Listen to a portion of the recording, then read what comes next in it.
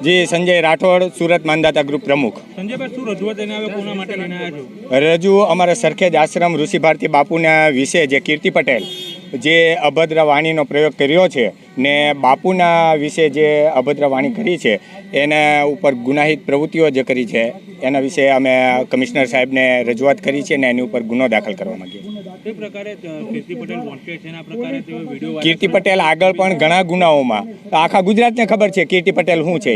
એ એક આ સંસાર ઉપર છે ને એક જાતનું પ્રદૂષણ છે એમ કહેવાય મારી ભાષામાં, કારણ કે હું એના જેવો નાલાયક નથી કે એની ભાષામાં ઉપયોગ કરું. એટલે કીર્તિ પટેલ જે અમારા ઋષિ ભારતી બાપુને જે કોળી સમાજમાંથી આવે છે, પણ હકીકત બાપુ એક પણ સમાજના હોતા નથી, સંત એક સમાજના હોતા નથી, છતાં કીર્તિ પટેલે કોળી સમાજનો ઉલ્લેખ કરીને કોળી સમાજનું અપમાન કર્યું છે. તો આજે એ કીર્તિ પટેલને પણ દેખાડીએ કે ગુજરાતમાં કોળી શું કરી શકે છે ને જો કમિશનર સાહેબ આની નોંધ નહીં લે, કાપોદ્રામાં વોન્ટેજ છે કીર્તિ પટેલ, એની ઉપર જો એક્શન ન લે તો આવતા સમયમાં અમે આનાથી બહોળી સંખ્યામાં ગુજરાત બંધનું એલાન પણ આપીશું.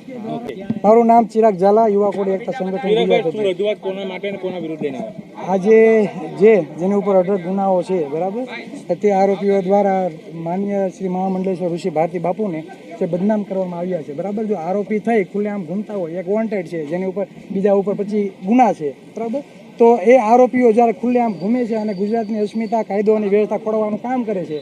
આજે કોળી સમાજની લાગણી દુભાણી છે તો 6,000 કરોડની વસ્તી, ઓલ ગુજરાતમાંથી 2.5 કરોડની વસ્તી કોળી અને ઠાકોર સમાજની છે, તો આક્રોશ તો રહેવાનો. 2.5 કરોડ પબ્લિક જ્યારે રોડ ઉપર આવશે તો વ્યવસ્થા અને કાયદો ક્યાં જશે અને કેના દ્વારા આવેલી છે?